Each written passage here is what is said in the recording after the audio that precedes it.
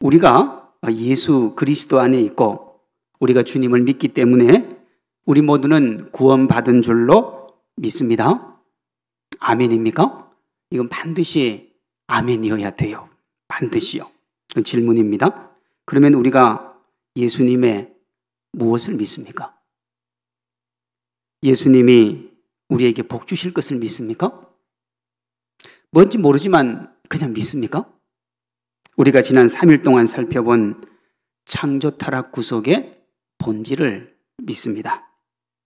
우리는 예수님이 십자가에서 흘리신 보배로운 피와 희생으로 하나님께 불순종함으로 먹고 살기 위해서 일평생 수고하다가 결국은 죽음의 노예가 되었던 우리를 예수 그리스도 안에서 하나님의 영광을 위해 살면 주님께서 우리의 삶 책임져 주시고 영원한 천국에서 주님과 함께 살 것을 믿습니다. 그 십자가가 바로 하나님의 결단입니다. 이게 우리가 믿는 거예요. 예수님을 믿으면 더 이상 죽음을 두려워할 이유가 없습니다. 부활하신 예수님이 우리를 죽음에서 자유케 해주셨기 때문에 그렇습니다. 고린도전서 15장 20절 22절이요. 그러나 이제 그리스도께서 죽은 자 가운데서 다시 살아나사 잠자는 자들의 첫 열매가 되셨도다. 아담 안에서 모든 사람이 죽은 것 같이 그리스도 안에서 모든 사람이 삶을 얻으리라 그랬어요. 그러니 주님 안에 있으면 죽음이 두렵지 않은 줄로 믿습니다. 예수님 믿으면 더 이상 입고 먹고 마시는 것에 우리의 모든 것을 쏟을 이유가 없습니다. 왜요? 하나님이 그것을 다 책임져 주실 것이기 때문에 그렇습니다. 어제 살펴본 마태복음 6장 31절 33절입니다. 염려하여 이르기를 무엇을 먹을까 무엇을 마실까 무엇을 입을까 하지 말라. 이는 다 이방인들이 구하는 것이라 너희 하늘아버지께서 이 모든 것이 너희에게 있어야 할 줄을 아시느니라. 그러므로 너희는 먼저 그의 나라와 그의 의를 구하라. 그리하면 이 모든 것을 너희에게 어떻게 한다고요? 더하시리라 그랬습니다. 예수님을 믿으면 어떤 상황을 만나도 평안을 누릴 수 있습니다. 예수님이 우리를 지켜주시기 때문에 그렇습니다. 요한복음 14장 27절이요. 평안을 너희에게 끼치노니 곧 나의 평안을 너희에게 주노라. 내가 너희에게 주는 것은 세상이 주는 것과 같지 아니하니라. 너희는 마음에 근심하지도 말고 두려워하지 말라 그랬습니다. 믿으시기를 바랍니다. 제가 세 가지를 얘기했습니다. 예수님을 믿으면 더 이상 죽음을 두려워할 이유가 없다 그랬어요. 주님이 잠자는 자들의 첫 열매가 되셨으니까. 예수님 믿으면 더 이상 먹고 입고 마시는 것에 대해서 염려할 필요가 없다 그랬습니다. 하나님이 지켜주실 거니까. 예수님 믿으면 어떤 상황 만나도 평안 누릴 수 있다 그랬습니다. 주님이 우리에게 그 평안을 주셨기 때문에 그렇습니다. 자, 제가 여쭤봅니다. 죽음이 두렵지 않습니까? 그렇지 않잖아요. 다 마스크 끼고 먹고 입고 마시는 것이 염려스럽지 않습니까? 아니잖아요. 어떤 상황을 만나도 평안할 수 있습니까? 아니잖아요. 분명히 하나님은 약속하시는데 우리는 그 세 가지가 염려요, 근심이에요. 왜 그럴까요? 믿음이요. 이 믿음에 문제가 있어서 그래요. 믿음은 나도 알아 그게 아닙니다. 내가 믿어. 그러니까 여러분 아는 것과 믿는 것은 달라요. 방금 제가 세 가지를 가르쳐 줬잖아요. 그걸 머릿속에 가지고 있으면 아는 거고요. 가슴으로 내려오면 믿는 거예요. 머리와 가슴은 정말 가까운데 30cm도 안 되는데 거기 가는데 뭐가 걸립니까? 평생 걸립니다. 가장 멀어요. 거리가. 머리에서 가슴 가는데 평생 걸려요. 어떤 사람은 평생 가도 안 돼요. 뭘까요? 지식적으로 아는 것을 믿는 것으로 착각하는 사람들이 적지 않습니다. 예수님이 십자가에 못 박혀 돌아가신 것을 아는 것과 믿는 것을 혼동하면 안 돼요. 입으로 말하는 것을 자신이 믿는 것으로 착각하면 안 돼요. 우리는 지난 3일 동안 창조 타락 구속을 통해서 주님이 우리를 위해서 하신 것을 뭐 했어요? 배웠어요. 안다 이 말이에요. 그 믿음, 소망, 사랑은 뭐냐? 그게 가슴으로 내려오는 거예요. 분명하고 확실하게 믿어야 되는데 믿음의 출발이 어디입니까? 마음이요. 마음이요. 전 인격이 어떤 것을 진리로 받아들이고 그것을 입으로 고백할 때 정말로 믿는다라고 하는 겁니다. 예수님을 믿음으로 구원을 받는다는 말의 의미도 그거예요. 우리의 마음, 즉 전 인격이 하나님의 영광을 위해 살면 하나님이 우리가 먹고 마시는 문제를 책임져 주시고 종국에는 영원한 생명으로 인도하시기 위해서 예수님이 십자가에서 보배로운 피를 흘리신 것을 믿고 그것을 입술로 고백하면 하나님의 백성이 되어 구원을 받습니다. 이것을 오늘 본문은 이렇게 말하죠. 사람이 마음으로 믿어 의에 이르고 입으로 시인하여 구원에 이르느니라. 어디서 시작한다고요? 마음에서 시작하는 거예요. 입이 아니라고요. 단순한 입술의 고백에 불과한 믿음과 마음에서 시작되어서 입술에서 고백되어지는 전 인격적인 믿음을 어떤 것에 대해서 아는 것과 어떤 것을 아는 것과 관련해서 설명이 가능해요. 다시 합니다. 어떤 것에 대해서 아는 것과 어떤 것 자체를 아는 것은 전혀 달라요. 제 메일에 보면 가끔씩 미국의 고든 코넬 신학교에서 메일이 옵니다. 제가 그 메일을 받으면 제 머릿속에 그 학교 전체가 쫙 그려져요. 그러니까 별 생각이 없다가도 그 메일을 받으면 한번 내가 다시 가고 싶다. 그게 한번 갔다 왔으면 좋겠다. 그런 생각이 들어요.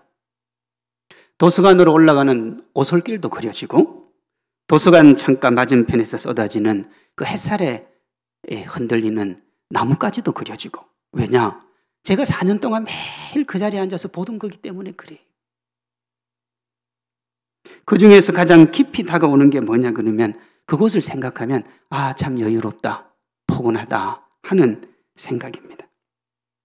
제가 그런 느낌을 가지는 이유는 제가 그곳에 가봤기 때문에 직접 느꼈기 때문에 다가오는 감정이지요.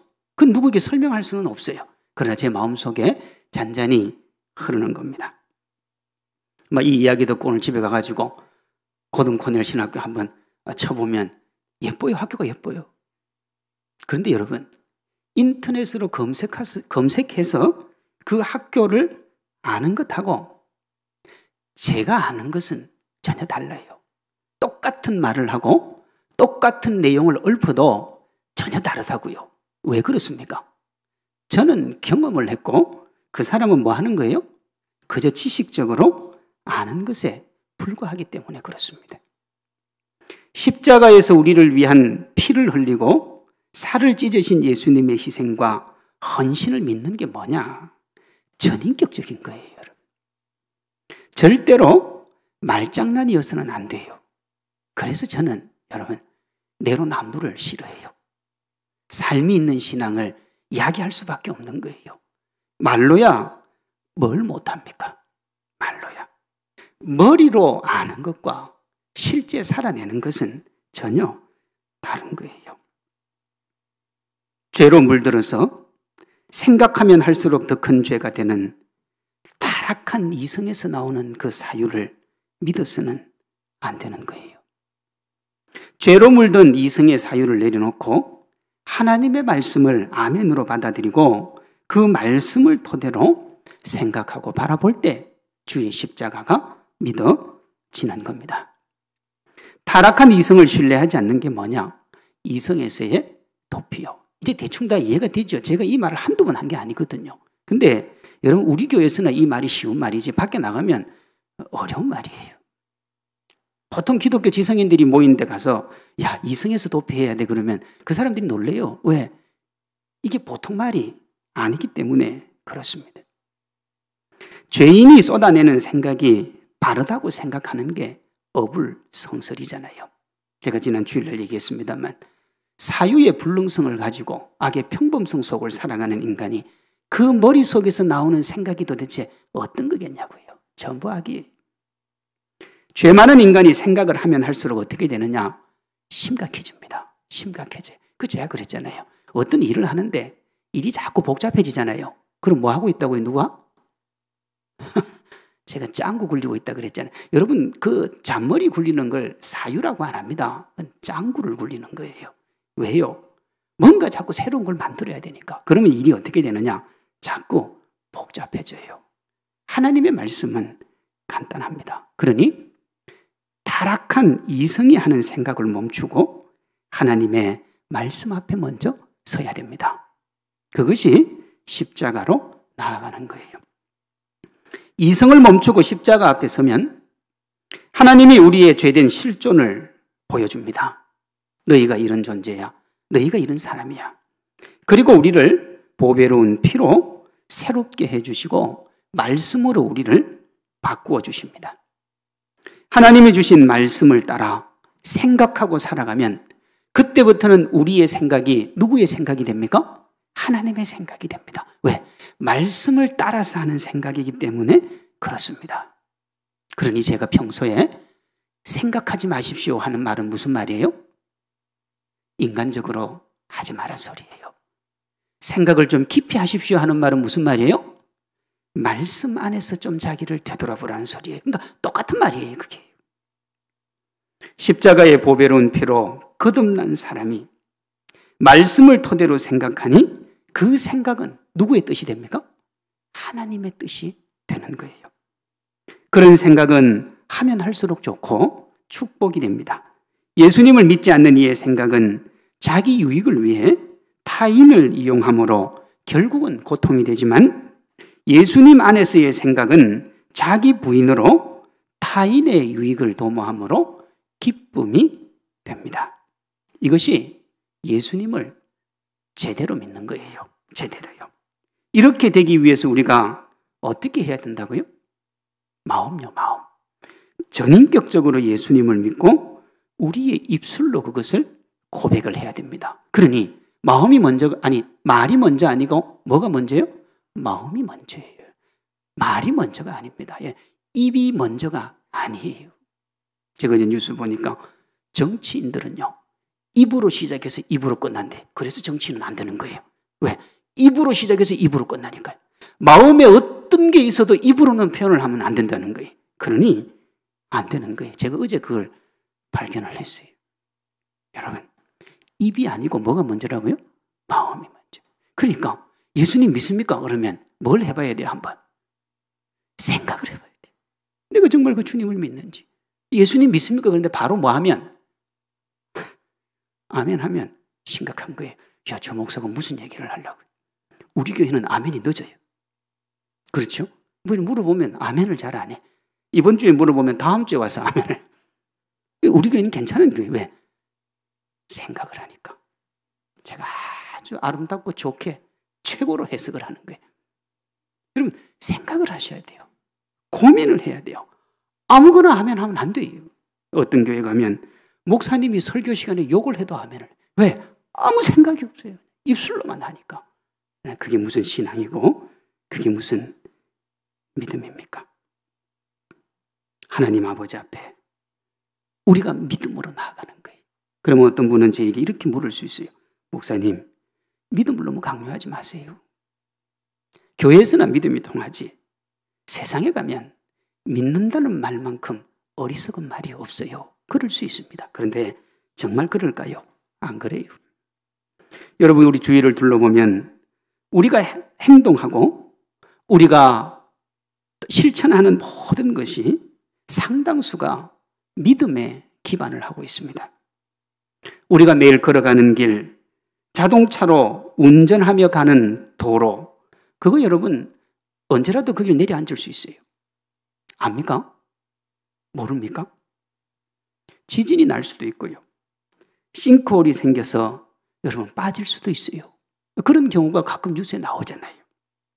우리가 가는 다리가 내려앉을 수도 있습니다. 성수대교가 무너져서 지나가던 차가 한강으로 추락하던 일들이 있었고 싱크홀로 자동차가 빠지는 경우도 종종 있습니다. 삼풍백화점이 무너지고 얼마 전에 중국에서 코로나19로 격리된 사람들이 있던 건물이 무너져서 적지 않은 사람들이 죽었습니다. 우리가 사는 아파트나 출근하는 회사에 문제가 생길 수도 있습니다. 좀 과격한 이야기일 수 있지만 이 건물이 지금 무너질 수도 있습니다. 이게 엄연한 사실인데 우리는 아무렇지도 않은 듯이 길을 걷고 다리를 지나고 대중교통을 이용하고 고층 건물에 살고 거기서 업무를 봅니다. 어떻게 그럴 수 있습니까? 자신이 걷고 타고 자고 업무를 보는 곳은 무너지지 않는다고 하는 뭐가 있어요? 믿음이 있기 때문에 가는 거예요, 여러분. 다 믿음이에요. 어떻게 다 그 논리라고 얘기를 합니까? 그게 논리 맞습니까? 아니죠. 아니에요, 여러분. 어떤 분은요, 자기 자동차가 괜찮을 줄 알고 명절에 아무 생각 없이 타고 갔다가 어떻게 됩니까? 중간에서 퍼져가지고 오도가도 못하는. 근데 퍼질 줄 알았으면 그거 타고 갔겠냐고요. 자기 차는 절대 안 퍼진다고 생각하고 간 거예요. 한번 생각해 보십시오. 그렇게 사람의 논리에 기초한 것을 신뢰하고 믿는 것보다, 믿는다고 그랬잖아요. 온 우주 만물 지으시고 운행하신 전능하신 하나님을 신뢰하고 믿는 것이 훨씬 더 안전한 줄로 믿습니다. 우리가 예수님을 믿는 것이 얼마나 안전한가에 대한 얘기를 하기 위해서 제가 조금 설명을 했습니다.